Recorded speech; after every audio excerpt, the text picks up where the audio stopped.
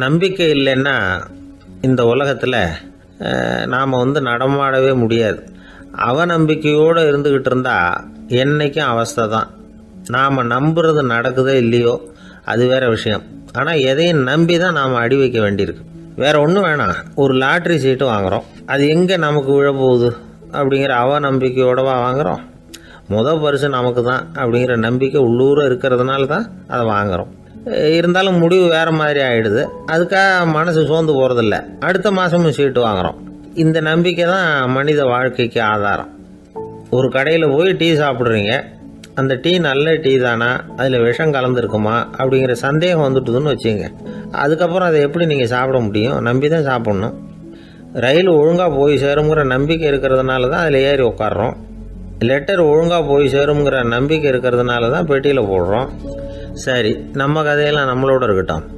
மனித நம்பிக்கை எந்த அளவுக்கு உறுதியாகவும் அறிவுபூர்வமாகவும் இருக்கணுங்கிறதுக்கு அலெக்சாண்டர் வாழ்க்கையில் நடந்த ஒரு சம்பவத்தை உதாரணமாக சொல்லலாம். இந்த உலகத்தையே ஜெயிக்கணும்னு புறப்பட்டார் அலெக்சாண்டர். ஒரு கட்டத்தில் அவர் சிட்னஸ் நதி கரைக்கு சேர்ந்தார். அந்த சமயத்தில் அவருக்கு கடுமையான நோய் வந்துட்டுது. அவர் கூடவே வந்திருந்த கிரேக்க வைத்தியர்கள் என்னென்னமோ முயற்சியெல்லாம் பண்ணி பார்த்தாங்க. இருந்தாலும் அலெக்சாண்டருக்கு வந்திருக்கிறது என்ன நோய்ங்கிறத அவங்களால கண்டுபிடிக்க முடியல. ஏன்னா அந்த பகுதியில் உள்ளவங்களுக்கு மட்டுமே அதிகமாக வரக்கூடிய ஒரு வினோதமான நோயாக இருந்தது அது. ஆனால் அவர் இருக்கிற இடம் எதிரியோட இடம், பாரசீக மன்னனோட ஆளுகைக்கு உட்பட்ட இடம். என்ன பண்ணுறது அப்படின்னு எல்லாரும் யோசனை பண்ணாங்க. பாரசீக மன்னனோட அரண்மனையில் இருக்கிற வைத்தியர் வந்தால் இந்த நோயை குணப்படுத்தி விடுவார் அப்படின்னு சொன்னாங்க. இருந்தாலும் எதிரியோட நாட்டில் இருக்கிற வைத்தியரை கூப்பிட்டு எப்படி நம்பி வைத்தியம் பார்க்க சொல்கிறது அப்படின்னு சொல்லி எல்லோரும் தயங்கினாங்க. ஆனால் அலெக்சாண்டர் தயங்கலை. பரவாயில்ல, அழைச்சிட்டு வாங்கன்னு விட்டார். உடனே அவரை போய் அழைச்சிட்டு வந்துட்டாங்க. அவர் வந்தார். அலெக்சாண்டர் உடம்பை பரிசோதனை பண்ணி பார்த்தார். சரி, இதை குணப்படுத்தி விடலாம், பயப்பட வேண்டியதில்லை. ஆனால் இதுக்கு ஒரு மூலிகை ரசம் தயார் பண்ணி கொடுக்கணும். நான் போய் அதை தயார் பண்ணிவிட்டு 2 நாளில் திரும்பி வந்துடுறேன் அப்படின்னு சொல்லிவிட்டு போனார் அந்த வைத்தியர். அதே மாதிரி 2 நாளில் திரும்பி வந்தார் மூலிகை ரசத்தோட. இதுக்கு இடையில் அலெக்சாண்டரோட தளபதிகளில் ஒருத்தர் ரகசியமாக ஒரு எச்சரிக்கை கடிதம் கொடுத்து அனுப்பியிருக்கிறான். அதை வாங்கி என்ன விஷயம்னு பார்த்தார். இப்போ உங்ககிட்ட வந்திருக்கிற எதிரி நாட்டு வைத்தியரை நம்பாதீங்க, அவன் கொண்டுகிட்டு வந்திருக்கிற மூலிகை ரசத்தில் விஷம் கலந்துருக்குது அப்படின்னு அதில் எழுதியிருக்கு. அதை பார்த்தார் அலெக்சாண்டர். இருந்தாலும் கொஞ்சம் கூட அலட்டிக்கல. வைத்தியர் கொடுத்த மருந்தை வாங்கி கடகடன்னு குடிச்சுட்டு அதுக்கப்புறம் அந்த கடிதத்தில் இருந்த விஷயத்தை அந்த வைத்தியர்கிட்ட சொன்னார். வைத்தியர் திகைச்சு போயிட்டார். தன் மேலே அலெக்சாண்டர் வச்சிருக்கிற நம்பிக்கையை பார்த்து அவருக்கு ரொம்ப வியப்பு. வைத்தியர் உண்மையிலேயே நல்ல மருந்து தான் கொண்டுகிட்டு கொடுத்துருக்கிறார், அதில் விஷம்லாம் எதுவும் கலக்கலை. அதுக்கப்புறம் அலெக்சாண்டர் அந்த வைத்தியரை பார்த்து சொன்னாராம், நம்பிக்கைங்கிற அச்சாணியை ஆதாரமாக வச்சுக்கிட்டு தான் இந்த உலகம் சுற்றிக்கிட்டு இருக்குது. எனக்கு எதிரியாக இருந்தாலும் பாரசீக மன்னர் ரொம்ப பெரியவர். அப்பேற்பட்ட மன்னருடைய அரண்மனை வைத்தியர் தொழில் நேர்மை இல்லாதவராக இருக்க மாட்டார். அப்படி இருந்தால் அவரை அரண்மனை வைத்தியராக வச்சிருக்கவே மாட்டாங்க அப்படின்னு நம்பினேன். என்னுடைய நம்பிக்கை வீண் போகலை அப்படின்னாராம். இதுதான் மானுட நம்பிக்கைங்கிறது. இந்த காலத்துலேயும் இது மாதிரி இந்த மானுட நம்பிக்கையை ரொம்பவும் சாமர்த்தியமாக கையாளுகிற கெட்டிக்காரங்க சில பேர் இருக்கிறாங்க. இந்த காலத்து குரு, அவருக்கு ஒரு சிஷ்யன். குரு முன்னாடி அந்த சிஷ்யன் ரொம்ப பணிவாக நின்று, குருவே, உங்கள் கையால் விஷத்தை கொடுத்தாலும் அதை வாங்கி மடமடன்னு குடிச்சிருவேன் அப்படின்னா. உன்னுடைய குரு பக்தியை மெச்சினேன் அப்படின்னார் குரு. அதுக்கு அந்த சிஷ்யன், அப்படி இல்லை குருவே, உங்ககிட்ட சிஷ்யனாக இருக்கிறத விட உங்கள் கையால் விஷத்தை வாங்கி குடிச்சு விடுறது ரொம்ப நல்லது, அதனால தான் அப்படி சொன்னேன் அப்படின்னா.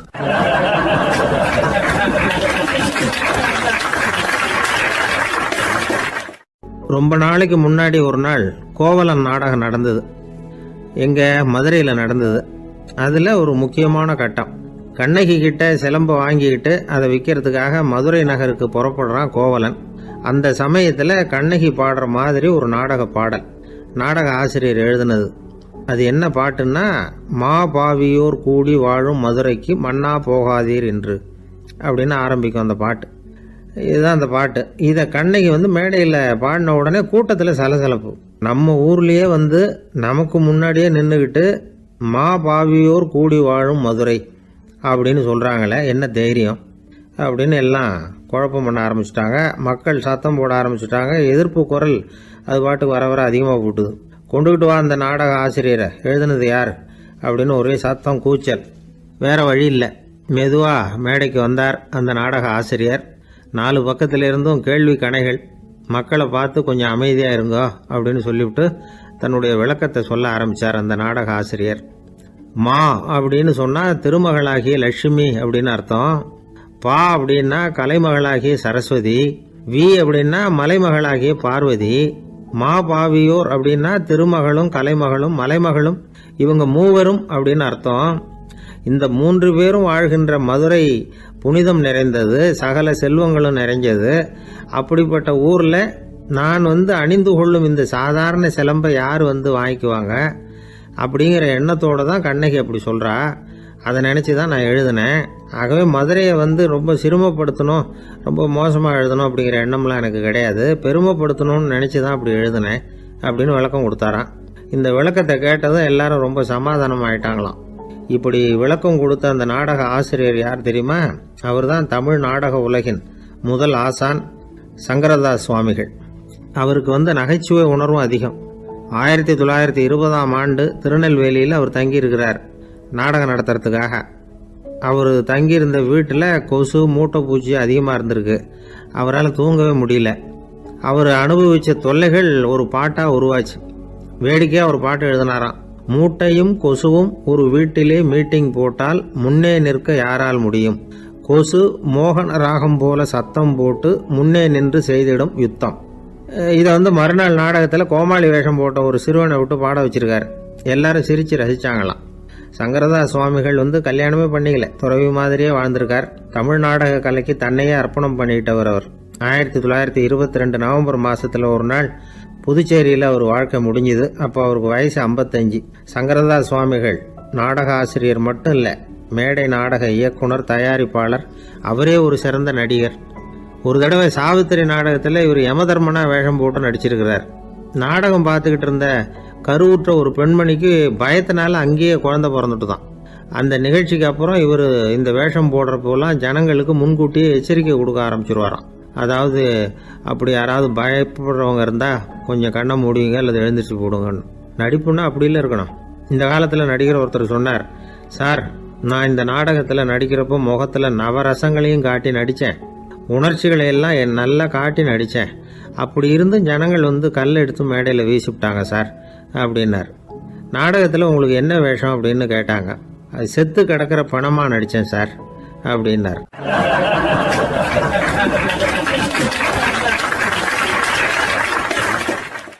ஒரு குரு, இளம் சீடர்கள் எதிரில் உட்காந்துருக்கிறாங்க.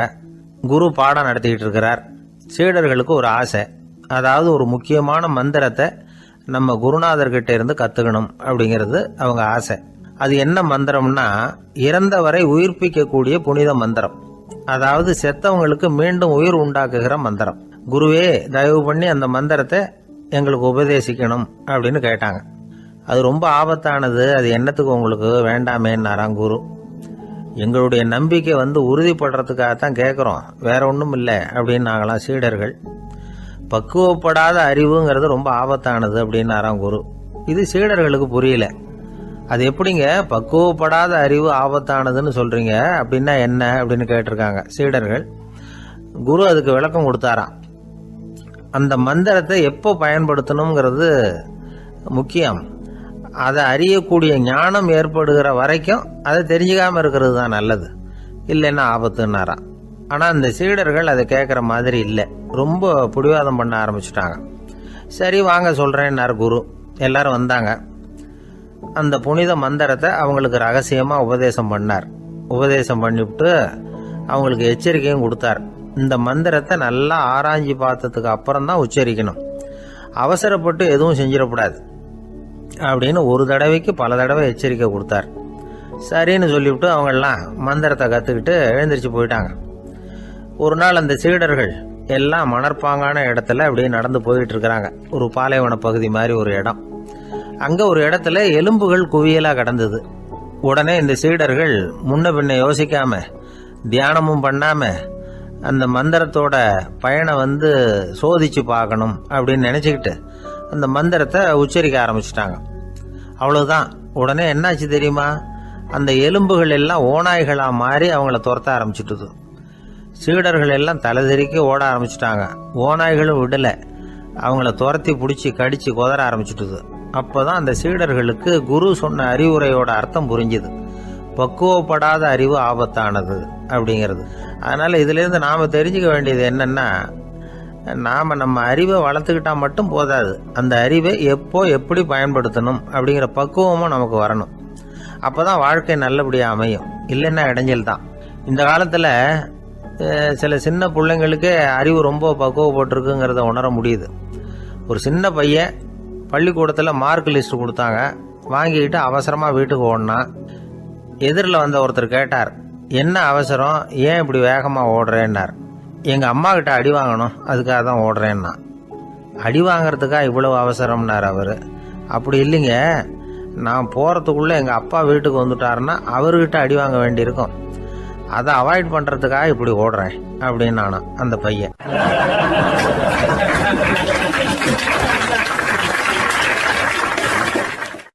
விவசாயிகள் அவங்க விவசாயம் முன்னேறி இருக்கிற அளவுக்கு விவசாயிகளுடைய வாழ்க்கை தரம் முன்னேறலை. அந்த அளவுக்கு அவர்கள் நாட்டுக்காக உழைச்சிக்கிட்டு இருக்கிறாங்க. அந்த காலத்திலே அதை பற்றி ஒரு கதை சொல்றது உண்டு. ஒரு வயசான ஆள் நிலத்தில் ஏறு ஊதுகிட்டு இருந்தாராம். கிழிஞ்சு போன ஒரு சின்ன துண்டை தான் இடுப்பில் கட்டியிருந்தாராம். தலையில் ஒரு கந்தலை சுற்றி இருந்தார். உடம்பு பூரா சேரு, ரொம்ப ஏழை. ஏறு ஓட்டிகிட்டு இருக்கிறவர் வேற எப்படி இருப்பார்? இருந்தாலும் அந்த ஆள் ரொம்ப ஜாலியாக பாட்டு பாடிக்கிட்டே ஏறு ஊதுகிட்டு இருந்தாராம். உடம்புல தான் அவர் ஏழையை தவிர மனசில் ஒரு ஏழையா தெரியல. அந்த சமயத்தில் அந்த நாட்டு ராஜா அந்த பக்கமாக குதிரை மேலே வந்தாராம். வேட்டைக்கு போயிட்டு பரிவாரங்களோட திரும்பி வந்துகிட்டு இருக்கிறார். ரொம்ப செல்வ செழிப்புல இருக்கிற ராஜா அவர். அவரு இந்த வயசான விவசாயியை பார்த்திருக்கார். இந்த ஆள் ரொம்ப ஏழைங்கிறது அவர் பார்த்தாவே பளிச்சுன்னு தெரியுது. கட்டிக்கிறதுக்கு நல்ல துணி இல்லை, உடம்போ இழைச்சி போயிருக்குது, வயிறு முதுகுல போய் ஒட்டிக்கிட்டு இருக்கு, கண்ணு குழு விழுந்து போயிருக்குது. ஆனாலும் முகத்தை பார்த்தா சந்தோஷமா இருக்கிற மாதிரி இருக்கு. இவ்வளவு உற்சாகமா பாடிக்கிட்டு இருக்கிறாரு அப்படின்னு ஆச்சரியமா நினைச்சு பார்த்தார் அந்த ராஜா. சரி, அவர்கிட்ட கொஞ்சம் பேச்சு கொடுத்து பார்க்கலாம் அப்படின்னு முடிவு பண்ணார். ஐயா பெரியவரே, இப்படி கொஞ்சம் வர முடியுமான்னாராம். பொழுது போறதுக்குள்ள நான் இந்த வயல் பூரா உழவு ஓட்டி ஆகணும், அதனால பேசுறதுக்கு நேரம் இல்லை அப்படின்னாராம் அந்த பெரியவர். என்ன அவ்வளவு அவசரமா? மீதி இருந்தா நாளைக்கு உழுதக்கூடாதா? அது சரி, உனக்கு எத்தனை ஏக்கர் நிலம் இருக்கு அப்படின்னு விசாரிச்சிருக்கார் ராஜா. எனக்குன்னு சொந்தமா உள்ளங்கை அளவு கூட நிலம் கிடையாது. இது எங்க முதலாளியோட நிலம். இதை பூராவும் உழுது முடிச்சாதான் அவர் கூலி கொடுப்பார். நான் கூலிக்கு உழுதுகிட்டு இருக்கிறேன். உங்ககிட்ட பேசிக்கிட்டு இருந்தா அவருக்கு துரோகம் பண்ணது மாதிரி ஆயிடும் அப்படின்னாராம். ராஜா குதிரையை விட்டு கீழே இறங்கினார். வரப்புல நடந்து அந்த பெரியவர்கிட்டயே போனாராம். சரி, ஒரு நாள் பூரா உழுதான் உனக்கு எவ்வளவு கூலின்னு கேட்டிருக்கார். 8 அணா கூலி கிடைக்கும்னாராம் அவர். இது ரொம்ப காலத்துக்கு முன்னாடி நடந்த ஒரு சம்பவங்கிறதுனால அப்ப 8 அணா கூலிங்கிறது ரொம்ப பெருசு. இருந்தாலும் அதுவும் அந்த ராஜாவுக்கு பெரிய கூலியா தெரியல. இவ்வளவுதானா, இதை வச்சுக்கிட்டு நீ எப்படி காலம் தள்ளுற அப்படின்னாராம். ஒன்னும் கவலை இல்லை அப்படின்னாராம் அவரு. ராஜாவுக்கு ரொம்ப ஆச்சரியமா போச்சு. 8 அணா கூலி வாங்குற இந்த ஆளு கவலை இல்லாம இருக்கிறார், ஏராளமான வசதியோட இருக்கிறன்னா கவலை இல்லாம வாழ முடியலையே அப்படின்னு நினைச்சு பார்த்திருக்கார். அது சரி, 8 அணாவில் எப்படி குடும்பம் நடத்துற அப்படின்னு கேட்டாராம். எனக்கு கிடைக்கிற 8 அணாவில் 2 அணா குடும்பத்துக்கு செலவழிக்கிறேன், 2 அணா பழைய கடனுக்கு கொடுக்குறேன், 2 அணா தர்மம் செய்யறேன், 2 அணா வட்டிக்கு கொடுக்குறேன், ஒரு குறையும் இல்லைன்னாராம். ராஜாவுக்கு ஒன்றும் புரியல. எனக்கு ஒன்றும் புரியலேன்னு இருக்காரு. ஐயா, எனக்கும் என் மனைவிக்கும் 2 அணா செலவாகுது. வயசான அம்மா அப்பா இருக்கிறாங்க, சின்ன வயசுல என்னை காப்பாத்தினவங்க அவங்க. அந்த கடனுக்கு 2 அணா செலவாகுது, அது பழைய கடன். என் தங்கச்சி ஒருத்தி ஆதரவு இல்லாத நிலைமையில தன்னுடைய மகனோட என் வீட்டுல இருக்கிறா. அவளுக்கும் அவள் மகனுக்கும் 2 அணா செலவு பண்றேன், அது தர்மம். எனக்கு 2 பிள்ளைங்க இருக்கிறாங்க, அவங்களுக்கு 2 அணா செலவு பண்றேன், அது வட்டிக்கு கொடுக்கறது மாதிரி. பிற்காலத்துல அவங்க எங்களை காப்பாத்துவாங்க. அந்த வகையில நான் திருப்தியோட வாழ்ந்துகிட்டு இருக்கிறேன் அப்படின்னாராம். ராஜாவுக்கு அர்த்தம் புரிய ஆரம்பிச்சுதான். அந்த பெரிய நிலத்தை விலை கொடுத்து வாங்கி அந்த பெரியவருக்கே தானமா கொடுத்துட்டாராம். இப்போ ஊழவருக்கே நிலம் சொந்தமாயிட்டுது. அன்னையிலிருந்து அரசனுக்கும் ஆறுதல் கிடைச்சுதான். இப்படி ஒரு கதை சொல்லுவாங்க. 8 அணா வருமானத்தை வச்சுக்கிட்டு எப்படி காலத்தை தள்ளுறதுன்னு சொல்றதுக்காக இந்த கதையை சொல்றதாக யாரும் தப்பா நினைச்சுக்க கூடாது. கிடைக்கிறத எப்படி பங்கு போடுறார், எப்படி திருப்தியா வாழறார் அப்படிங்கிறது தான் முக்கியம். அது மாதிரி இன்றைக்கு இந்த பொங்கல் திருநாளில் உழவர்கள் மனசு மகிழ்ச்சியாக இருந்ததுன்னா அது எல்லாரும் மகிழ்ச்சியாக இருக்கிறது மாதிரி அர்த்தம். அதனால அவர்கள்ட்ட இருந்து நாம் பாடம் கற்றுக்கணும். சில உழவர்கள் தங்கள் நிலத்தில் விளையிறத தாங்கள் சாப்பிட மாட்டாங்க. அடுத்தவங்கள்ட்ட வித்துட்டு சந்தையில் போய் வேற அரிசி வாங்கிட்டு வந்து தான் இவங்க சாப்பிடுவாங்க. அப்படிப்பட்ட விவசாயிகள்லாம் இது உண்டு. பங்கிடுகிற பண்பை உழவர்கள்ட்ட இருந்து கற்றுக்கொள்ளுங்கள் அப்படிம்பாங்க. ஒரு ஆள் நிம்மதியா மகிழ்ச்சியா இருந்தானா உங்க நிம்மதிக்கும் மகிழ்ச்சிக்கும் என்ன காரணம்னு கேட்டிருக்காரு இன்னொருத்தர். என்கிட்ட இருந்தது பூராவையும் என் பிள்ளைங்களுக்கு சமமா பங்கு போட்டு கொடுத்துட்டேன், எனக்குன்னு எதுவுமே வச்சுக்கல, அதுதான் நிம்மதிக்கு காரணம்னு இருக்கான். உங்ககிட்ட இருந்தது எவ்வளவு இருந்தது அப்படின்னு கேட்டிருக்காரு அவரு. மொத்தமா ஒரு 50,000 ரூபாய் இருக்கும் அப்படின்னு இருக்கான். அவ்வளவும் பணமாவே இருந்ததா அப்படின்னு கேட்டிருக்காங்க அவங்க. இல்லைங்க, அவ்வளவும் கடன், அதை தான் பிரிச்சு கொடுத்துருக்கேன் பிள்ளைங்க கிட்ட அப்படின்னு நானும். அவன்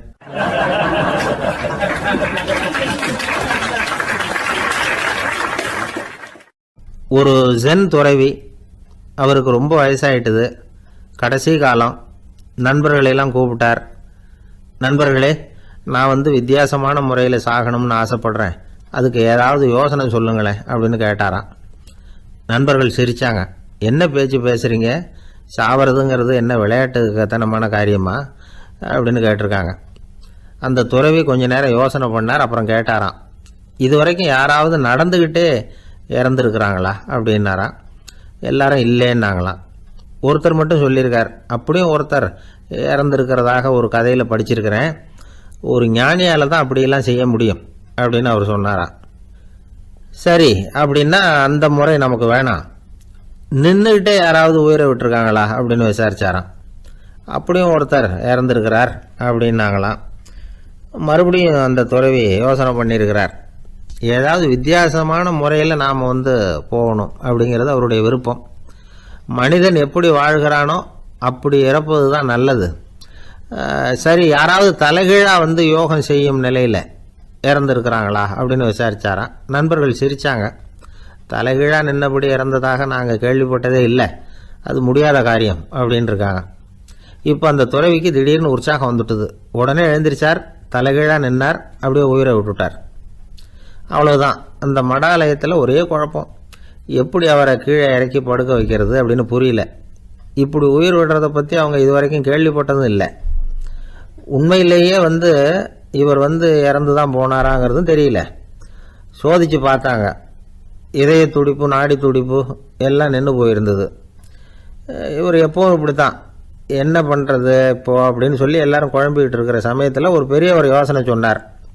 இந்த துறவியோட மூத்த சகோதரி பக்கத்து மடாலயத்தில் இருக்கிறாங்க, அவங்கள இங்கே அழைச்சிட்டு வந்தால் ஏதாவது வழி கிடைக்கும் அப்படின்னார். அந்த அம்மாவுக்கு 90 வயசு. அழைச்சிட்டு வந்தாங்க. ஒரு குச்சியை ஊன்றிக்கிட்டு அப்படியே மெதுவாக நடந்து வந்தாங்க.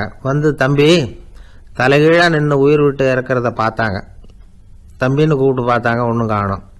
உடனே என்ன பண்ணாங்க, தன்னுடைய கைத்தடியால் தம்பியோட உடலை ஒரு தட்டு தட்டினாங்க.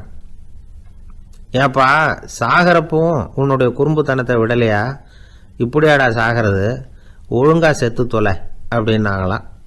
அவ்வளவுதான். உடனே அந்த துறவி திரும்பி நேராக நின்னார்.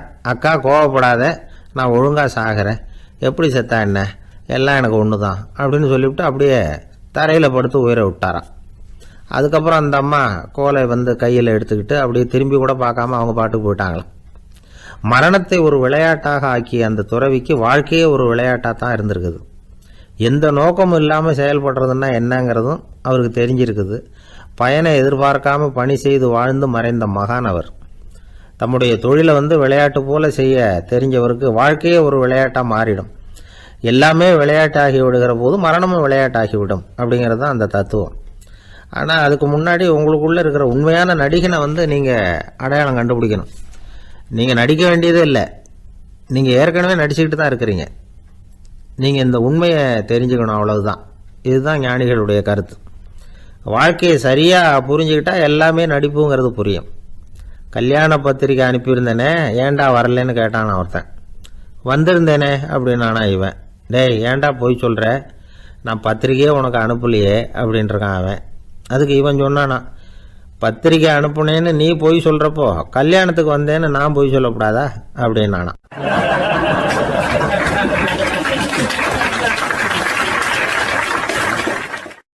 ஆரம்ப காலத்தில் ஒரு குரு,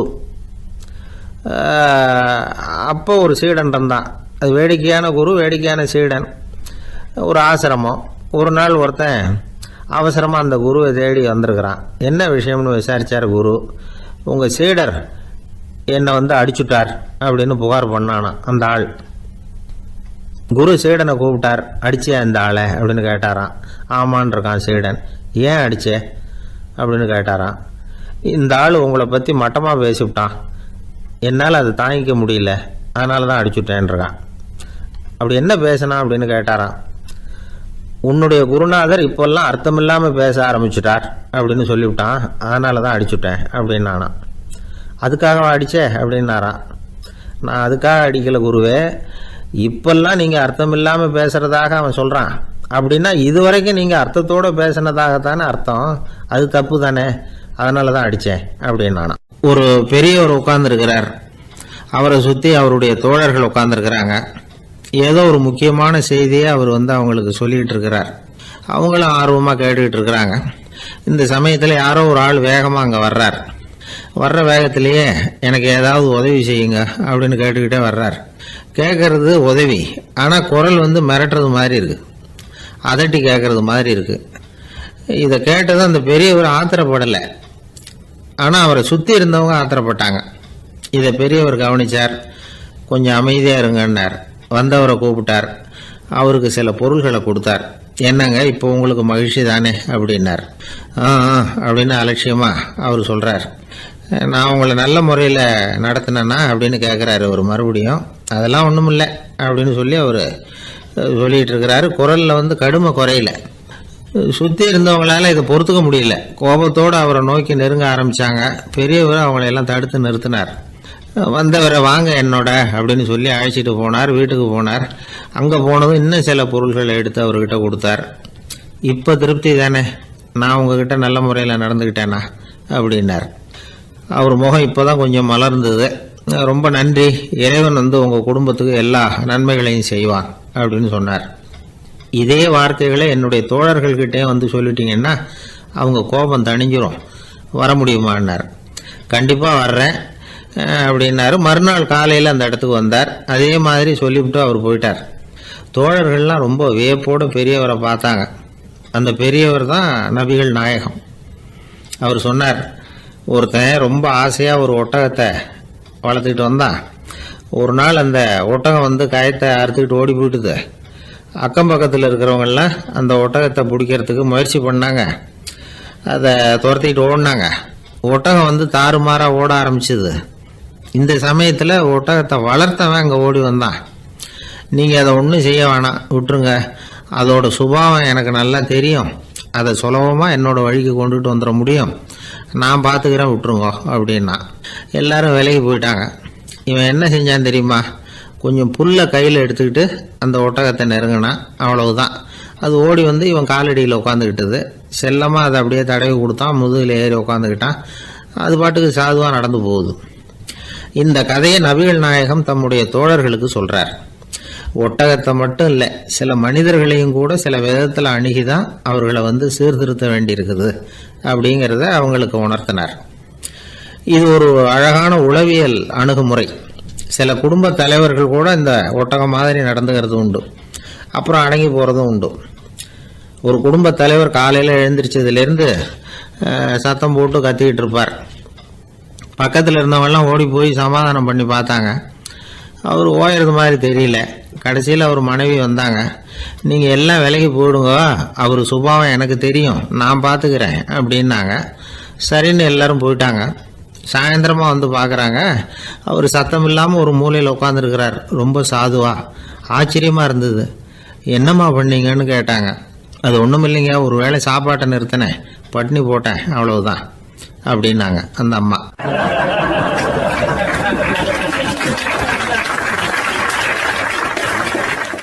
அளவுக்கு மிஞ்சினால் அமிர்தமும் நஞ்சு அப்படின்னு சொல்லுவாங்க. அது உண்மைதான். ஒருத்தருக்கு அளவுக்கு மீறிய புகழ் வந்துட்டுதுன்னு வச்சுங்க, அது கூட ஆபத்தா போயிடுறது உண்டு. பழங்காலத்துல எல்லாம் கிரேக்க தேசத்துல ஒரு பழக்கம் உண்டாம். அதாவது யாராவது ஒருத்தரை நாடு கடத்தணும்னா அதுக்கு ஒரு வழி உண்டு. அதாவது ஒருத்தரை நாடு கடத்தணும்னு மக்கள் விரும்புகிறாங்கன்னு வச்சுங்களேன், அவர் பேரை ஒரு மண்பாண்ட ஓட்டுச்சில்லில் எழுதி அதை ஒரு குறிப்பிட்ட பொது இடத்துல போட்டுற வேண்டியது, அவ்வளவுதான்.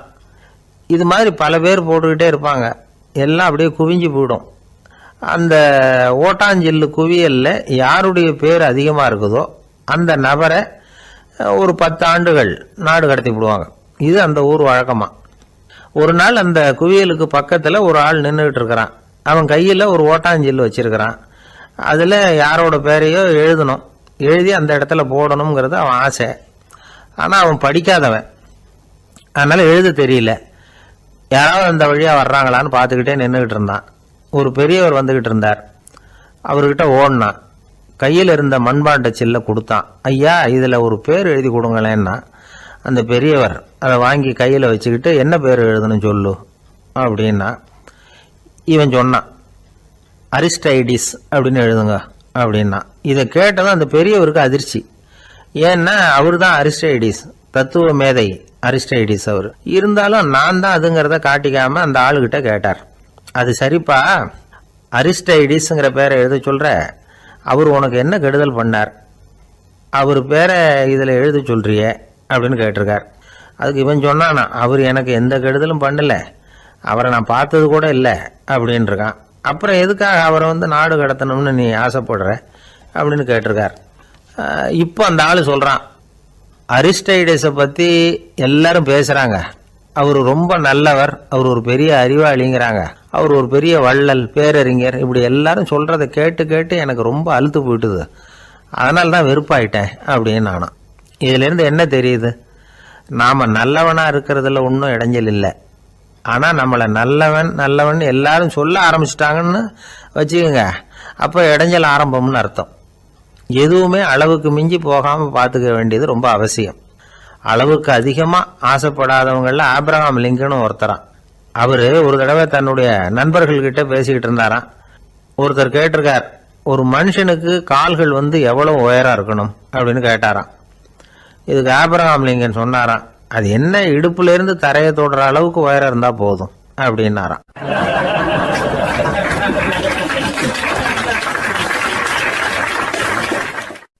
ஒரு ஊரில் ஒரு ராஜா இருந்தார். அவர் அடிக்கடி காட்டுக்கு வேட்டையாட போவார். சில நண்பர்களையும் கூட அழைச்சிக்கிட்டு போவார். காட்டுக்கு போனதும் ஆளுக்கு ஒரு பக்கமாக போய் வேட்டையாடுவாங்க. சாயந்தரமாக திரும்பி வருவாங்க. மறுநாள் அரண்மனையில் உட்காந்து ஒவ்வொருத்தரும் அவங்க அனுபவங்களை எல்லாம் சொல்லிக்குவாங்க. அவங்க வீரத்துக்கு தகுந்த மாதிரி பரிசை அந்த ராஜா கொடுப்பார். இது மாதிரி ஒரு தடவை எல்லாரும் வேட்டைக்கு போயிட்டு திரும்பி வந்ததும் உட்காந்து பேச ஆரம்பிச்சிருக்கிறாங்க. ஒருத்தன் சொன்னான், தன்னுடைய வீர செயலை பற்றி அளக்க ஆரம்பிச்சிட்டான். ஏன்னா அது எதுக்கு பரிசு கிடைக்க போகுதில்ல, அதனால. அவன் என்ன சொன்னான் தெரியுமா, அரசே, நேற்றுக்கு காட்டில் என்னாச்சு தெரியுமா, எனக்கு நேராக ஒரு சிங்கம் வாயை திறந்துக்கிட்டு வந்துட்டுது, நான் பயப்படவே இல்லை.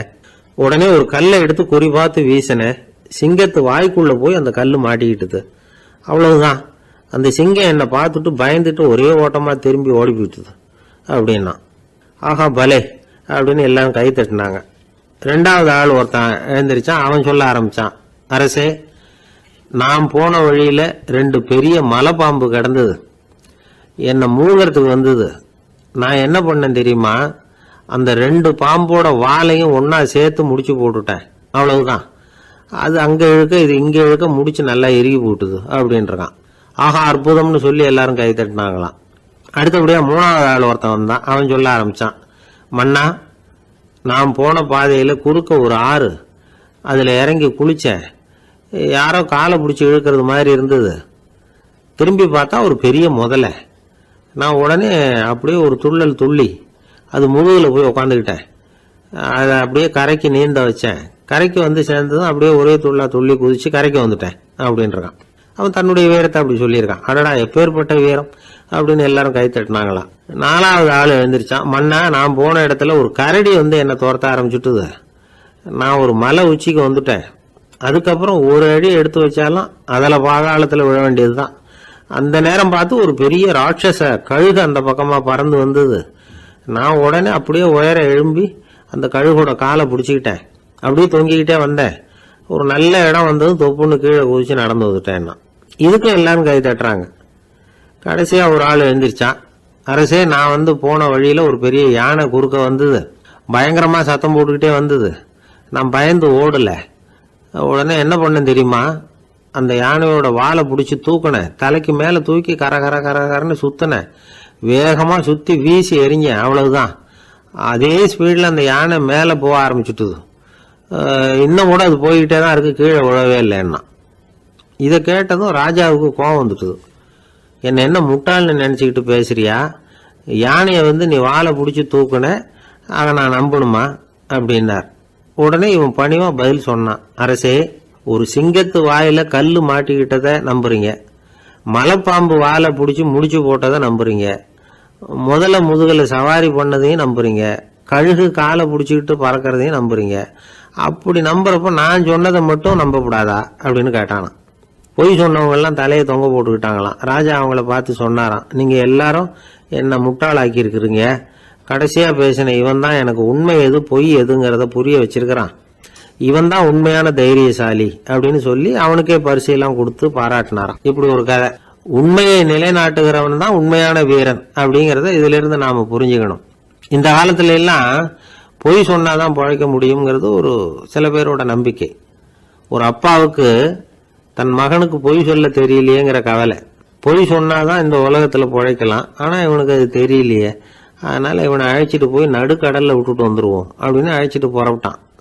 கடற்கரைக்கு போனான். மகனுக்கு சந்தேகம், எங்கேப்பா என்னை அழைச்சிட்டு போகிறேன்னு கேட்டிருக்கான்.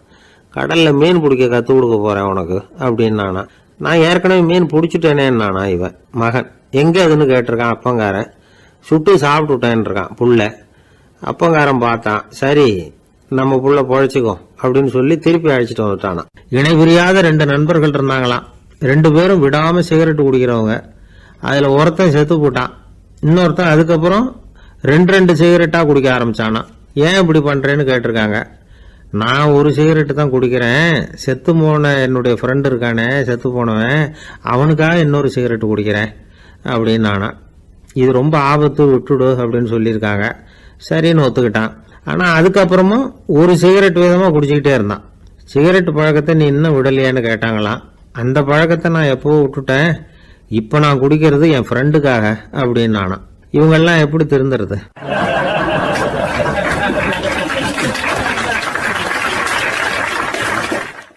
ஒரே ஒரு ஊரில் ஒரு ராஜா இருந்தார். அவர் பேரில் மக்களுக்கு ரொம்ப மரியாதை. அவ்வளவு நல்லா ஆட்சி புரிஞ்சுக்கிட்டு வந்தார். அவருக்கு வயசாயிட்டுது. அதனால் ஒரு நாள் அமைச்சரை கூப்பிட்டார். இதை பாருங்க, எனக்கு வயசாயிட்டுது, அதனால் இந்த அரச பொறுப்பை எல்லாம் நீங்கள் ஏற்றுக்குங்க அப்படின்னார். அதுக்கப்புறம் ராணியை கூப்பிட்டார். வா, நாம் இனிமேல் இங்கே இருக்க வேணாம், காட்டுக்கு போய் தவம் பண்ணலாம் அப்படின்னு கூப்பிட்டார். இந்த செய்தி மக்களுக்கு அறிவிக்கப்பட்டது. மக்கள் உடனே கூட்டம் கூட்டமாக அரண்மனைக்கு வர ஆரம்பிச்சுட்டாங்க. மன்னரை போய் பார்க்குறாங்க. அரசே, தாங்கள் வந்து எங்களுக்கு தந்தை மாதிரி, நீங்கள் காட்டுக்கு போயிட்டால் நாங்கள்லாம் இங்கே எப்படி இருக்க முடியும்? எங்களுக்கெல்லாம் எந்த துன்பமும் இல்லாமல் பார்த்துக்கிட்டு வர்றீங்க. இது மாதிரியான ஒரு அரசாட்சி இல்லைன்னா மக்கள் வந்து வாழ்ந்து என்ன பயன் அப்படின்னாங்க. இருந்தாலும் என்ன பண்ணுறது, வயசாயிட்ட காரணத்தினால இந்த முடிவுக்கு வர வேண்டியிருக்குது அப்படின்னாரா ராஜா. அப்படின்னா நீங்கள் காட்டுக்கு போக வேணாம், நாங்கள் போகிறோம். நாங்கள் அங்கே போய் தவம் பண்ணுறோம், வழிபாடு பண்ணுறோம், கடவுள் வருவார், அவர்கிட்ட வரம் வாங்கிட்டு வந்துடுறோம் அப்படின்னாங்களாம். அப்படி சொல்லிவிட்டு உடனே எல்லாரும் காட்டுக்கு போனாங்க. நாட்டு மக்கள் எல்லாரும் ஒட்டு மொத்தமாக வந்து காட்டில் உட்காந்துக்கிட்டு தவம் பண்ணுறதை பார்த்தார் கடவுள். உடனே புறப்பட்டு வந்தார். எல்லாரும் இப்படி வந்து உட்காந்துருக்கிறீங்களே, என்ன வேணும் உங்களுக்கு அப்படின்னு கேட்டார். உடனே மக்கள் எல்லாரும் ஒரு குரலில் சொன்னாங்க, சுவாமி, எங்கள் மன்னன் ரொம்ப நாளைக்கு நல்லபடியாக இருக்கணும், அவர் வந்து மகிழ்ச்சியாகவும் உடல் நலத்தோடும் இருந்தாதான் நாங்கள் அமைதியாக வாழ முடியும் அப்படின்னாங்க. சரி, அதுக்கு என்ன செய்யணும் அப்படின்னார் ஆண்டவன். எங்கள் மன்னருக்கு இன்னும் ஒரு 100 வருஷம் ஆயுளை கொடுங்க அப்படின்னாங்க. அவ்வளவு தானே, சரி அப்படியே ஆகட்டும் அப்படின்னு சொல்லிவிட்டு ஆண்டவன் போயிட்டார். மக்கள் மகிழ்ச்சியோடு திரும்பி வந்தாங்க. மன்னா, கடவுள் வரம் கொடுத்துட்டார், நீங்கள் 100 வருஷம் வாழ போகிறீங்க அப்படின்னாங்க. இதை கேட்டதும் ராணி ராஜாவை வணங்கி, நான் தவம் செய்ய போகிறேன் அப்படின்னு புறப்பட்டாங்க. உடனே மக்கள் என்ன நினச்சாங்க தெரியுமா? ஐயோ, நாம் ராஜாவுக்கு மட்டும்தானே நீண்ட ஆயுள் வேணும்னு வரம் வாங்கினோம், ராணிக்கு வாங்கலையே, அதுதான் கோபத்தில் புறப்பட்டாங்க போல இருக்கு அப்படின்னு நினச்சி வருத்தப்பட்டாங்க. ஆனால் ராணி நினச்சது அது இல்லை. ராணி போய் தவம் பண்ணாங்க, கடவுள் காட்சி கொடுத்தார். இவங்க கேட்குறாங்க, சுவாமி ராஜாவுக்கு மட்டும் 100 வருஷம் ஆயுள்னு வரம் கொடுத்துட்டீங்க, அப்படின்னா குடிமக்களும் 100 வருஷம் இருக்கணும். இப்படிப்பட்ட குடிமக்கள் இல்லைன்னா அப்படிப்பட்ட அரசன் இருந்து என்ன பிரயோஜனம் அப்படின்னாங்களாம். ஆண்டவன் பார்த்தார், சரி அவங்களும் 100 வருஷம் வாழ்வாங்க, அது மட்டும் இல்லை நீயும் 100 ஆண்டு காலம் வாழ வரமளிக்கிறேன் அப்படின்னு சொல்லிவிட்டு மறைஞ்சிட்டார். இதில் ஆண்டவன் வர்றதும் மறையிறதும் முக்கியம் இல்லை. இதில் கவனிக்க வேண்டியது ஆள்கிறவனின் விசால மனம், குடிமக்களின் விசால மனம், ஆள்கிறவன் மனைவியினுடைய விசால மனம். இப்படி ஒரு நாடு இருந்துட்டுதுன்னா எப்படி இருக்கும் வாழ்க்கை நினச்சி பாருங்கள். அதனால தான் பெரியவங்கள்லாம் சொல்கிறாங்க, இதய வாசல் திறந்தே இருக்கணும், இதயத்தின் கதவுகளை மூடாதீங்க அப்படின்னு சொல்லுவாங்க. என்கிட்ட ஒருத்தர் சொன்னார், என்னுடைய இதய வாசல் எப்பவும் திறந்தே தான் இருக்குதுன்னார். எதனால் அப்படி சொல்கிறீங்க அப்படின்னு கேட்டோம். டாக்டரே சொல்லிவிட்டார், என்னுடைய இதயத்தில் ஒரு ஓட்டை இருக்குது அப்படின்னு, வால்வு சரியில்லையா அப்படிங்கிறார்.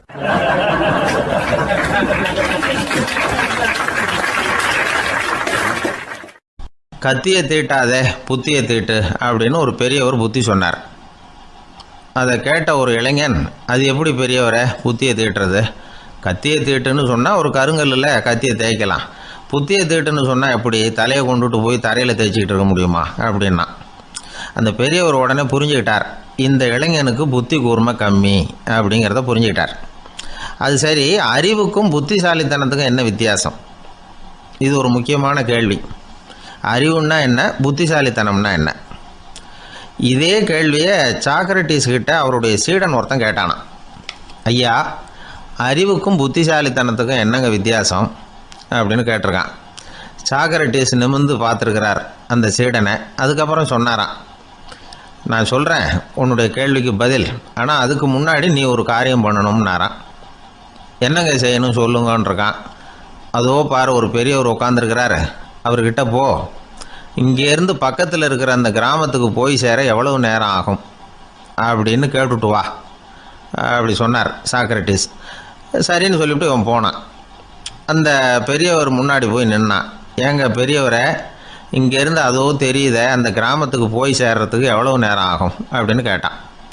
பெரியவர் நிமிர்ந்து பார்த்தார், ஆனால் பதில் எதுவும் சொல்லலை. இவன் மறுபடியும் ஒரு தடவை அதே கேள்வியை அவர்கிட்ட கேட்டான். என்னங்க, நான் கேட்குறது உங்கள் காதில் விழுதா?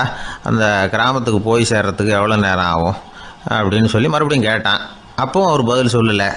உடனே அவன் மனசுக்குள்ளே முடிவு பண்ணிக்கிட்டான், சரி பெரியவர் ஒரு மாதிரியாக தெரிகிறார், புத்தி சுவாதீனம் சரியில்லாத ஒரு மாதிரி தெரியுது அப்படின்னு நினச்சிக்கிட்டே வந்த வழியிலே திரும்பி வந்துட்டான். கொஞ்சம் தூரம் நடந்திருப்பான். இப்போ அந்த பெரியவர் மறுபடியும் கூப்பிட்டார், இளைஞனே இப்படி வாடினார். இவனுக்கு ஒன்றும் புரியல. மறுபடியும் திரும்பி நடந்தான். அவர் முன்னாடி போய் நின்னான். பெரியவர் சொன்னார், தம்பி, இங்கேருந்து அந்த கிராமத்துக்கு போய் சேர்றதுக்கு 5 நிமிஷம் ஆகும் அப்படின்னார். இப்போது அந்த இளைஞன் அந்த முதியவரை ஒரு மாதிரியாக பார்க்க ஆரம்பித்தான்.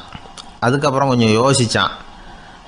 பிறகு அவர்கிட்டே கேட்டுட்டான், ஏங்க பெரியவரை, இதே பதிலை அப்போவே என்கிட்ட சொல்லியிருக்கலாமே, என்னை திரும்பி போன்னு சொல்லிவிட்டு பாதி தூரம் போனதுக்கப்புறம் மறுபடியும் கூப்பிட்டு அதுக்கப்புறம் இப்படி சொல்கிறீங்களே, இது நியாயமா அப்படின்னா. பெரியவர் சிரித்தார். அதுக்கப்புறம் சொன்னார், ஏன்பா நீ எவ்வளவு வேகமாக நடக்கிறேங்கிறத பார்க்காம நீ கிராமத்துக்கு போய் சேர வேண்டிய நேரத்தை எப்படி என்னால் சொல்ல முடியும்? அதனால தான் உன்னை கொஞ்சம் தூரம் நடக்க விட்டு உன்னுடைய நடையின் வேகம், அந்த கிராமம் இருக்கிற தூரம் ரெண்டையும் கணக்கு போட்டு அதுக்கப்புறம் நேரத்தை சொன்னேன்னார். சீடன் வந்து தலை குனிந்தான். அப்படியே திரும்பி வந்து சாக்ரட்டிஸ் முன்னாடி நின்னான். சாக்ரட்டிஸ் இப்போ சொல்கிறார், தம்பி, அதுக்கு பேர் தான் புத்திசாலித்தனம். இந்த அறிவு கூர்மை வந்து எல்லா இளைஞர்களுக்கும் வரணும் அப்படிங்கிறதுக்காகத்தான் கத்தியை தீட்டாதே புத்தியை தீட்டு அப்படின்னு பெரியவங்கள்லாம் சொல்லிகிட்டு இருக்கிறாங்க. புத்தியை தீட்டுறவங்கெல்லாம் வாழ்க்கையில் அறிவாளியாகிறாங்க, தீட்டாதவங்க கோமாளியாகிறாங்க. இதுதான் இன்றைக்கி நடக்கிறது. அதனால் அறிவு கூர்மைங்கிறது வேற. இந்த காலத்து ஆசாமி ஒருத்தர் இன்னொருத்தரை பார்த்து கேட்டார், ஏங்க ஒரு விமானம் இங்கேருந்து புறப்பட்டு 2 மணி நேரத்தில் மதுரைக்கு போய் சேருது. நல்லா கவனிங்க, ஒரு விமானம் இங்கேருந்து புறப்பட்டு 2 மணி நேரத்தில் மதுரைக்கு போய் சேருது அப்படின்னா என்னோடய வயசு என்னன்னு கேட்டார். இவர் கேட்குறதுல ஏதாவது அர்த்தம் இருக்கா? அதாவது இங்கேருந்து புறப்பட்டு 2 மணி நேரம் ஆகுது மதுரைக்கு போகிறதுக்கு. அப்படின்னா என் வயசு என்னன்னு கேட்குறாரே. இதை கேட்ட உடனே அவர் பதில் சொன்னார். அப்படின்னா உங்களோட வயசு 20 அப்படின்னார். எப்படிங்க அவ்வளவு கரெக்டாக சொன்னீங்க அப்படின்னு கேட்டார். வேறு ஒன்றும் இல்லை, எங்கள் பக்கத்து வீட்டில் ஒரு முழு பைத்தியம் இருக்குது, அதோட வயசு 40. அப்படின்னா உன் வயசு 20 தான் இருக்கணும் அப்படின்னார். அரை பைத்தியம்னு முடிவு பண்ணிக்கிட்டார். அதனால் வாழ்க்கையில் அறிவு கூர்மைங்கிறது ரொம்ப அவசியம். அந்த புத்திசாலித்தனம் இருக்கிறவங்க வாழ்க்கையில் வெற்றி பெறுவது நிச்சயம். வாழ்க்கையில் ரொம்பவும் அடிபட்டு அல்லல் போட்டுக்கிட்டு இருக்கிற ஒருத்தர் வந்தார். மனசு ரொம்பவும் நொந்து போய் பேசினார். இந்த உலகத்தில் மனுஷனாக பிறந்ததை விட மாடாக பிறந்திருக்கலாம் சார் அப்படின்னார். திடீர்னு வந்து என்கிட்ட இப்படி சொன்னால் அதுக்கு நான் என்னங்க பண்ண முடியும் அப்படின்னேன். உங்ககிட்ட வரணும்னு தோணுச்சு, அதனால் வந்தேன் அப்படின்னார். சரிங்க, இப்படி ஒரு யோசனை வந்ததுக்கு என்ன காரணம் அப்படின்னு சொல்லி அவர்கிட்ட கேட்டேன். அதுக்கு அவர் சொன்னார், என் பையனுக்கு வேலை தேடுறேன் கிடைக்கல, பொண்ணுக்கு மாப்பிள்ளை தேடுறேன் கிடைக்கல, வீடு கட்டுறதுக்கு கடன் கேட்குறேன் கிடைக்கல, மாடாக பிறந்திருந்தா இது மாதிரி கவலையெல்லாம் கிடையாதுல்ல, பேசாமல் வைக்கோலை தின்னுக்கிட்டு அசை போட்டுக்கிட்டே கடந்துள்ளாமே அப்படின்னார் அலட்சியமாக. அதுக்கப்புறம் தான் அவர் சொன்ன கருத்தை நானும் கொஞ்சம் அசை போட ஆரம்பித்தேன் மனசுக்குள்ளே. இப்போது இயற்கையை பொறுத்த வரைக்கும் அது நாம் எல்லாரும் மகிழ்ச்சியாக வாழணும் அப்படின்னு தான் விரும்புது. விலங்குகள், பறவைகள், தாவரங்கள், அப்புறம் மற்ற உயிரினங்கள் எல்லாமும் நல்லபடியாக இருக்கணும் அப்படிங்கிறது தான் இயற்கையோட விருப்பம். அதில் ஒன்றும் சந்தேகம் இல்லை. இயற்கையோட அமைப்பை கொஞ்சம் கவனித்து பார்த்தா அதை நாம் நல்லா புரிஞ்சுக்கலாம். இருந்தாலும் இந்த ஆள் சொன்னதை கேட்ட பிறகு தான் ஒரு முக்கியமான வேறுபாடு புரிஞ்சுது. அதாவது இந்த உலகத்தில் உள்ள முக்கியமான பிரச்சனைகள் 6. அந்த 6 பிரச்சனைகளும் ஆடு மாடுகளுக்கு கிடையாது, மரம் செடி கொடிகளுக்கு கிடையாது. ஆனால் மனுஷன் அந்த 6 பிரச்சனைகளையும் சந்திக்க வேண்டியிருக்கு. சரி, அந்த 6 பிரச்சனைகள் என்னென்ன தெரியுமா? முதல்ல இந்த ஆடு மாடுலாம் நமக்குன்னு சொந்தமாக ஒரு வீடு இல்லையே அப்படின்னு கவலைப்பட்டுக்கிட்டு இருக்கிறதில்ல. ஆனால் மனிதனுக்கு வீடு தேவைப்படுது. இது ஒரு வித்தியாசம்.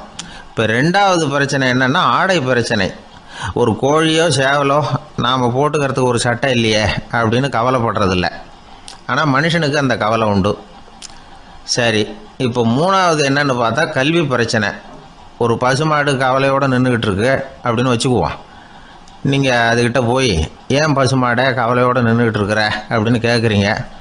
என் கண்ணுக்குட்டிக்கு எல்கேஜியில் இடம் கிடைக்கல, டொனேஷன் கொடுக்கறதுக்கு கையில் பணமும் கிடையாது, சிபாரிசுக்கு யாரை பிடிக்கிறதுன்னு தெரியல, இப்படியா சொல்லிக்கிட்டு இருக்கோம். அதுக்கு அந்த கவலையெல்லாம் கிடையாது. ஆனால் மனிதனுக்கு அந்த கவலை உண்டு. 4வது என்னென்னு பார்த்தீங்கன்னா வேலை வாய்ப்பு பிரச்சனை. வேலை கிடைக்கலையே அப்படின்னு வேப்ப மரம் கவலைப்படுறதில்ல, ஆனால் மனுஷன் கவலைப்படுறான். 5வது என்னென்னு பார்த்தா கல்யாண பிரச்சனை. எருமை மாடு பசுமாடு எல்லாம் பொண்ணுக்கு மாப்பிள்ளை தேடிட்டாலே இது பேப்பரில் மணமகன் தேவை அப்படின்னு விளம்பரமாக கொடுக்குது, அதெல்லாம் கிடையாது. 6வது என்னன்னு பார்த்தீங்கன்னா பணம் சம்பந்தமான பிரச்சனை. ஆடு மாடுலாம் பணத்தை சேமிக்கணும்னோ ஏதாவது நிதி நிறுவனத்தில் முதலீடு பண்ணணும்னோ நினச்சிக்கிட்டு இருக்கிறதில்ல. பணத்தை எப்படி காப்பாற்றுறது அப்படிங்கிற கவலையும் அதுகளுக்கு கிடையாது. குதிரை வந்து குளம்போடு பிறக்குது, அதனால் அது காடு மேடெல்லாம் கவலை இல்லாமல் தெரியலாம். ஆடு வந்து உடம்பில் ரோமத்தோடு பிறக்குது, அதனால் அது குளிரை பற்றி கவலைப்பட வேண்டிய அவசியம் இல்லை. ஆனால் மனுஷனை பார்த்திங்கன்னா அவன் தான் ஒன்றும் இல்லாமல் பிறக்கிறான். ஏன் இந்த பாகுபாடு அப்படின்னு கேட்டால் இதை பற்றி கொஞ்சம் சிந்திச்சு பார்க்கணும். அதாவது இந்த சந்தேகத்தை ஒரு பெரியவர்கிட்டையும் கேட்டேன். அவர் சொன்னார் இதுக்கு பதில். அவர் இதே கேள்வியை இயற்கை கிட்ட கேட்டாராம். இயற்கை பதில் சொல்லிச்சான். வேறு யாருக்கும் கொடுக்காத ஒரு வலுவான கருவியை, ஒரு பவர்ஃபுல் வெப்பன் மனுஷனுக்கு கொடுத்துருக்குறேனே, அந்த கருவியை உபயோகப்படுத்தி அந்த 6 பிரச்சனை மட்டும் இல்லை 6 கோடி பிரச்சனைகள் இருந்தாலும் அதையெல்லாம் சமாளிக்கலாம். அது கருவி என்ன தெரியுமா? அதுதான் 6வது அறிவு. அதை உபயோகப்படுத்தினா காலுக்கு செருப்பு தயார் பண்ணிக்கலாம், குளிருக்கு போர்வை தயார் பண்ணிக்கலாம், என்ன வேணும்னாலும் செய்யலாம் அப்படின்னு இயற்கை பதில் சொல்லிச்சான். அதனால் நாம் செய்ய வேண்டியது என்னென்னா இயற்கையை முதல்ல சரியாக புரிஞ்சுக்கணும். இயற்கையின் படைப்பையே நாம் சரியாக புரிஞ்சுக்கிறது இல்லையே, அதுதான் வேதனை. இந்த கதையை கேளுங்க. இப்போ நகரத்திலேருந்து ஒரு ஆள் கிராமத்துக்கு வந்தான். அங்கே ஒரு சிறுவன் மாடு மேய்ச்சிக்கிட்டு இருந்தான். நகரத்து ஆள் சொன்ன எவ்வளவு அழகான பசு. அது சரி, இதுக்கெல்லாம் ஏன் கொம்பு இல்லைன்னா? இதுக்கு அந்த பையன் பதில் சொன்னான். பசுமாட்டுக்கு கொம்பு இல்லாததுக்கு பல காரணங்கள் உண்டு. கண்ணுக்குட்டியாக இருந்தால் கொம்பு இருக்காது. பசு வளர்ந்து பெருசானதுக்கு அப்புறம் தான் கொம்பு முளைக்கும், இது ஒரு காரணம். சில சமயம் வளர்கிற கொம்பு எடுத்து விடுறது உண்டு, அது ஒரு காரணம். ஆனால் இதுக்கு ஏன் கொம்பு இல்லைன்னு கேட்குறீங்க. அதுக்கு என்ன காரணம்னா, இது பசு இல்லை, குதிரை அப்படின்னானா.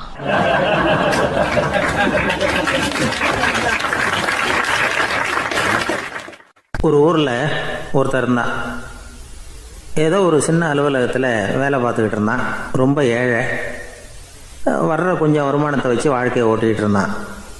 ஒரு நாள் தெரு வழியாக அவன் நடந்து வந்துக்கிட்டு இருக்கிறான். தெருவில் ஒரு காசு கிடந்தது.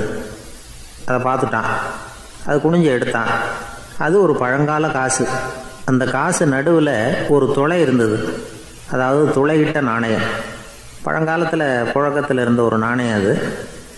துளையிட்ட நாணயம் கிடச்சிதுன்னா ரொம்ப நல்லது, அது அதிர்ஷ்டம் அப்படின்னு ஒரு நம்பிக்கை உண்டு. இவன் கையில் அது கிடைச்சதும் ரொம்ப சந்தோஷப்பட்டான். இனிமேல் என்னுடைய கஷ்டம்லாம் தீரப்போகுது, அதிர்ஷ்டம் என்னை தேடி வரும், நான் பணக்காரன் ஆகிடுவேன் அப்படின்னு சொல்லிட்டு அந்த காசை தன்னுடைய கோட்டு பையில் பத்திரமா போட்டு வச்சுக்கிட்டான். அடிக்கடி அதை தொட்டு பார்த்துக்கிறது உண்டு, வெளியில் எடுக்க மாட்டான். இப்படியே கொஞ்ச காலம் ஆச்சு. அதுக்கப்புறம் என்னாச்சு தெரியுமா? நிஜமாகவே அதிர்ஷ்டம் அவனை தேடி வர ஆரம்பிச்சுட்டுது. செல்வம் வந்து குவிஞ்சுது. பணம், பதவி, புகழ் எல்லாம் வந்து சேர்ந்தது. சமூகத்தில் அவன் ஒரு பெரிய மனுஷன் ஆகிட்டான். எல்லாரும் அவனை பாராட்டினாங்க. அவன் எதை தொட்டாலும் வெற்றி, எல்லாம் அந்த காசோட மகிமை அப்படின்னு அவன் மனசுக்குள்ளே நினச்சிக்கிட்டான். தினமும் காலையில் அந்த கோட்டை போட்டுக்கிட்டு தான் வெளியில் கிளம்புவான். புறப்படுறதுக்கு முன்னாடி கோட்டு பாக்கெட்டை தொட்டு பார்த்துக்குவான், உள்ளே காசு இருக்கா அப்படிங்கிறத உறுதிப்படுத்திக்குவான். அதுக்கப்புறம் தான் வெளியில் கிளம்புவான். இப்படியே பல வருஷம் ஓடி போச்சு. ஒரு நாள் அவனுக்கு அந்த ஆசை வந்துட்டுது. அதாவது அந்த துளையிட்ட நாணயத்தை எடுத்து கண்ணால் பார்க்கணும் அப்படின்னு. காலையில் சாப்பிட்டுக்கிட்டு இருந்தான்.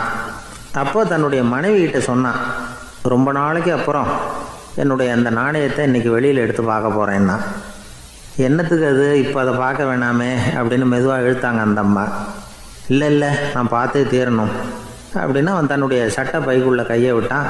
உள்ளே இருந்த நாணயத்தை வெளியில் எடுத்தான். பார்த்தா அவனுக்கு ஆச்சரியமாக போச்சு. அந்த நாணயத்தில் துளையே இல்லை.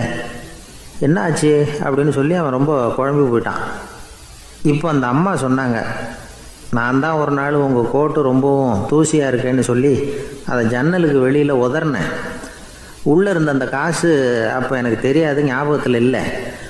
அது தெருவில் விழுந்துட்டது போல இருக்கு. அதுக்கப்புறம் எவ்வளவோ தேடி பார்த்தேன், கிடைக்கல. அதுக்குள்ளே அதை யாரோ எடுத்துகிட்டு போயிட்டாங்க போல இருக்கு. அது இல்லைங்கிறது உங்களுக்கு தெரிஞ்சால் வருத்தமாக இருக்குமேங்கிறதுக்காக நான் தான் வேற ஒரு நாணயத்தை எடுத்து சட்டை பைக்குள்ளே வச்சுட்டேன் அப்படின்னு விவரத்தை சொன்னாங்க அந்த அம்மா. இது எப்போ நடந்ததுன்னு கேட்டான். உங்களுக்கு அந்த காசு கிடைச்சதே அன்னைக்கு மறுநாளே இது நடந்து போச்சு அப்படின்னாங்களாம். இதை கொஞ்சம் யோசனை பண்ணி பாருங்கள். அவனுக்கு அதிர்ஷ்டத்தை கொடுத்தது அந்த நாணயம் இல்லை, அவனுடைய நம்பிக்கை, அதாவது தன்னம்பிக்கை. அதுதான் வேலை செஞ்சிருக்கு. இதிலிருந்து நாம் தெரிஞ்சுக்க வேண்டியது என்னென்னா, வாழ்க்கையில் முன்னேற நினைக்கிறவங்களுக்கு தன்னம்பிக்கை ரொம்ப முக்கியம். அது இல்லைன்னா முன்னேற முடியாது. ஒருத்தன் சொன்னானா, நான் எப்போவுமே என்ன தான் சார் நம்புவேன், மற்றவங்கள நம்ப மாட்டேன். நேற்றுக்கு பாருங்கள், திடீர்னு 10 பேர் என்னை அடிக்க வந்துட்டாங்க, நான் ஒருத்தனாகவே அதை சமாளித்தேன் அப்படின்றான் ரொம்ப பெருமையாக. அது எப்படின்னு கேட்டாங்களாம். ஒரே ஓட்டமாக அங்கேருந்து ஓடி வந்துட்டேன் அப்படின்னு நானா.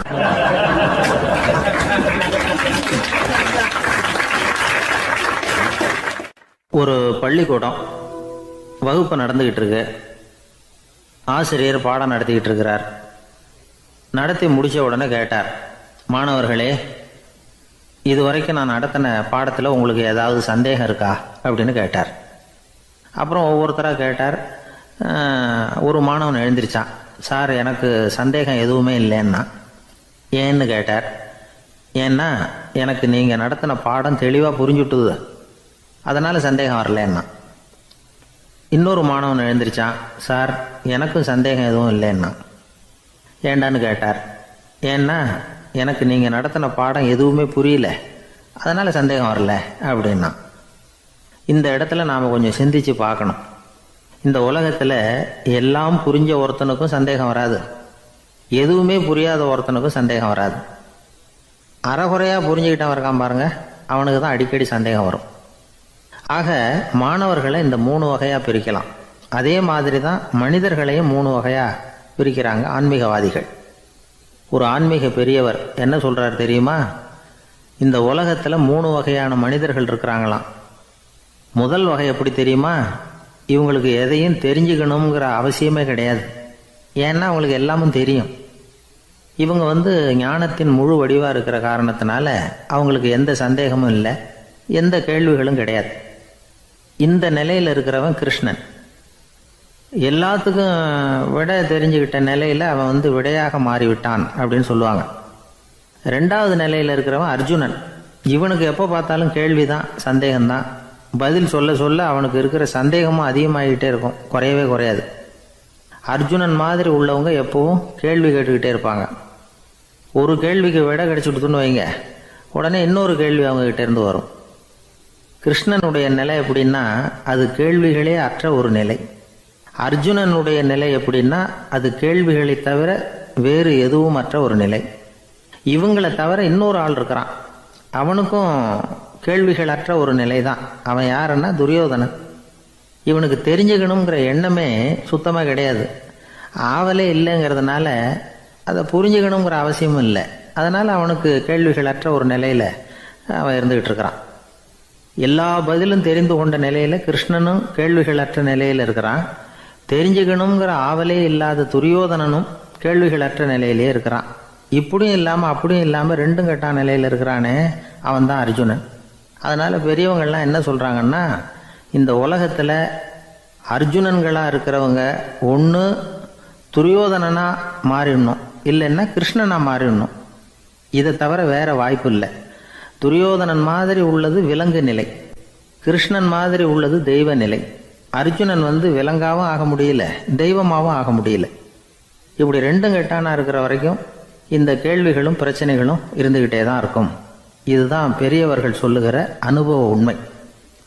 ஒரு ஆசிரியர் ரொம்பவும் விரிவாக விளக்கமாக பாடம் நடத்தின பிறகு, மாணவர்களே ஏதாவது சந்தேகம் இருந்தால் கேளுங்கன்னாராம். ஒரு மாணவன் எழுந்திரிச்சான். சார் எனக்கு ஒரு சந்தேகம்னா. என்னன்னு கேட்டார். இது வரைக்கும் என்ன பாடம் சார் நடத்துனீங்க அப்படின்னா அந்த பையன்.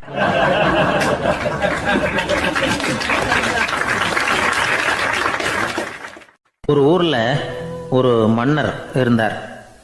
ஒரு நாள் அவருடைய அரசவைக்கு ஒரு ஓவியன் வந்தான். அவன் சீனா தேசத்திலிருந்து வந்தவன், தாவோ சிந்தனையாளன். அவன் அங்கே மன்னர் முன்னாடி நிற்கிறான். யாரும் செய்ய முடியாத ஒரு காரியத்தை என்னால் செய்ய முடியும்னா. இவன் இப்படி சொன்னதை கேட்டதும் ஏற்கனவே அங்கே இருந்த அரசவை ஓவியன் ஒருத்தனுக்கு கோபம் வந்துட்டுது. இதோ பாரு, இப்படிலாம் பேசக்கூடாது, நான் வேணும்னா உன்னுடைய சவாலை ஏற்றுக்கிறேன் அப்படின்னா. நாம் 2 பேரும் ஓவியம் தீட்டுவோம், அதை பார்த்துட்டு நம்ம 2 பேரில் யார் சிறந்த ஓவியன் அப்படிங்கிறத மன்னரே தீர்மானம் செய்யட்டும், என்ன சொல்கிற அப்படின்னு கேட்டான் அவன். அவனும் சரின்னு ஒத்துக்கிட்டான். போட்டி ஆரம்பமாச்சு. அரசர் அவங்களுக்கு 2 சுவர்களை ஒதுக்கி கொடுத்தார்.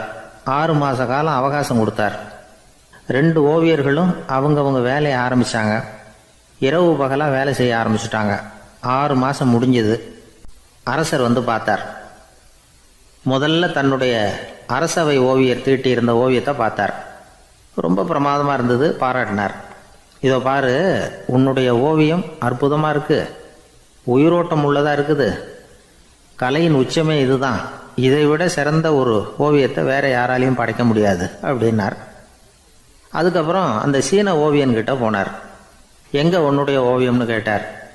திரைச்சீலையை விலக்கி விட்டு பாருங்கன்னா. மன்னர் அந்த திரைச்சீலையை விளக்குனார். உள்ளே ஓவியம் இருக்க வேண்டிய இடம் கண்ணாடி மாதிரி தெரிஞ்சுது. அவன் அந்த 6 மாத காலமாக அந்த சுவரை தேய்ச்சி தேய்ச்சி கண்ணாடி மாதிரி ஆக்கி வச்சிருக்கிறான். அதுக்கு நேராக எதிர் சுவரில் அரசவை ஓவியன் தீட்டின ஓவியம் இருக்குது. அது எதிரில் இருந்த இந்த கண்ணாடியில் பட்டு பிரதிபலிக்குது. மன்னர் யோசனை பண்ண ஆரம்பித்தார். அப்புறம் அந்த சீன ஓவியனை பார்த்து கேட்டார். இதை பாரு, நீ என்னுடைய ஆளை தோற்கடிச்சுட்ட அப்படிங்கிறதுல சந்தேகம் இல்லை, ஆனாலும் எங்களை ஏமாற்றி இருக்கிற, எந்த ஓவியமும் நீ வரையிலையே அப்படின்னார். அரசே, இதுதான் உண்மையான ஓவியம், உயிருள்ள ஓவியம். இது மனோபாவங்களை பிரதிபலிக்கும், மாறுகின்ற காலங்களை அப்படியே காட்டும் அப்படின்னா அந்த சீன ஓவியன். கையால் வரைகிற ஓவியங்களில் சலனம் இல்லை. கண்ணாடி அப்படி கிடையாது. சக்தியின் ஓட்டம் அதில் எப்பவும் இருந்துக்கிட்டே இருக்கும். கண்ணாடி மட்டுமே ஜீவன் உள்ள ஓவியமாக இருக்க முடியுங்கிறத அந்த சீன ஓவியன் தெரிஞ்சு வச்சிருந்தான். ஏன்னா அவன் ஒரு தாவோ சிந்தனையாளன். ஒவ்வொரு குழந்தையும் இந்த கண்ணாடியோடு தான் பிறக்குது. ஆனால் நாம் என்ன செய்கிறோம்னா ஓவியங்களை கண்ணாடி மீது பதிப்பிச்சு விடுறோம். கண்ணாடி நம்மளை பிரதிபலிக்குது. நம்முடைய அழகோ அவலட்சணமோ கண்ணாடியை பாதிக்கிறது இல்லை. ஏன்னா அதுக்கு மனம் கிடையாது. கடந்து போன வினாடியை பற்றி அது சிந்திக்கிறது இல்லை. அடுத்த கணத்தை பற்றின எதிர்பார்ப்பும் அதுகிட்ட கிடையாது. அதுதான் பற்றற்ற நிலை. மனிதனுக்கு தேவைப்படுறது அதுதான். கண்ணாடிக்கிட்டே இருந்து நாம் கற்றுக்கொள்ள வேண்டிய பாடம் இது. வாழ்க்கையில் மனிதர்களை நேசிக்கலாம், உலகின் அழகையெல்லாம் பிரதிபலிக்கலாம், ஆனால் எதையும் பற்றி கொண்டு விடக்கூடாது அப்படிங்கிறது பெரியவர்கள் அறிவுரை. துயரம்ங்கிறது பற்றுக்களின் சாயை. கண்ணாடி முன்னாடி நிற்கிறப்போவெல்லாம் நமக்கு இந்த ஞாபகம் வரணுமா. ஒரு குடும்பத் தலைவர் ஒரு நாள் காலையில் விடிஞ்சு எழுந்திரிச்சதும் சத்தம் போட்டார். யார் இந்த கருங்குரங்கு படத்தை என் ரூமில் கொண்டாந்து மாட்டி வச்சது அப்படின்னு கத்தினார். சமையல் கட்டிலிருந்து மனைவி பதில் சொன்னாங்க. தூக்க கலக்கத்தில் உளராதிங்க, நல்லா பாருங்க, அது படம் கிடையாது, முகம் பார்க்குற கண்ணாடி அப்படின்னாங்க.